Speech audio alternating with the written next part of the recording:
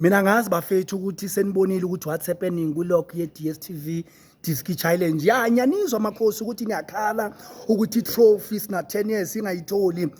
Lalelani kune possibility yokuthi amakhosi athola itrophy kule season. Ingane zamakhosi zishisa be.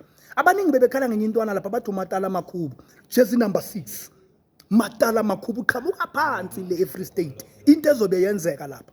So bafethu make sure ukuthi awusayiluzi igame ye DStv Diski Challenge. Ekulempela sonto le siyehla siyahamba siyaphansi le Stellenbosch. Bathi wine ligcwele kodwa kuba bephuza amanzi ngoba ne Stellenbosch hey sikwatile iStellenbosch. iStellenbosch bafuna ukuthatha le trophy le okwes3. Uyakhumbula phela ukuthi bakwenzile ngo2021.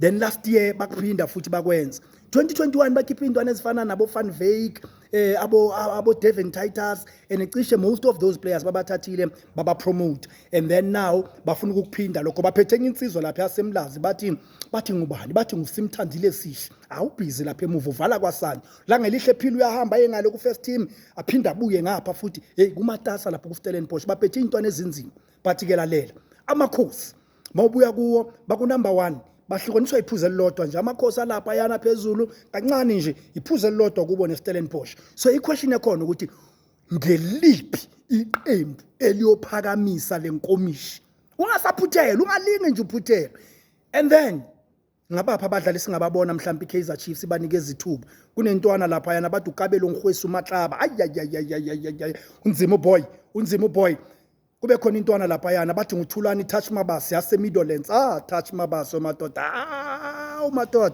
bese ke mawuthi uyabheka khona unaledi hlongwane yes ezinye intwana zamakhosi zihambile ziye ku AFCON ku under 20 but le team le abayifakayo manje ile Shy Pirates kule adabi le so bafethu kuningi esingakusho wena hlangana nathi ku Super Sport 2 Variety 4 every weekend ucheck ungene kuma pages we asidlali ubheka ukuthi ngamaphi amaqembu azobedlala but lalela inkomishi sengathi yeze natural ngathi angisho ngathi angitshelanga sengathi inyembezi nizoyisula makhosi ucoach vele uyapheka ake ngihambe